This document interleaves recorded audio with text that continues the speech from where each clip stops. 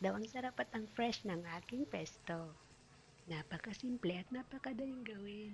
250 grams of basil, 1 tablespoon of minced garlic, 1/4 cup of pine nuts, konting sea salt, black pepper, 2 tablespoons of Parmesan cheese,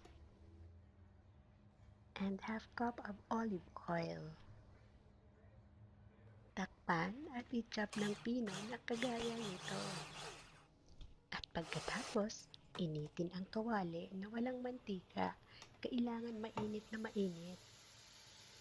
Ilagay ang pesto mixture sa medium heat about 30 seconds. I-off ang apoy at haluin ng mabilis hanggang ito ay maging silky at maging dark green na katulad nito.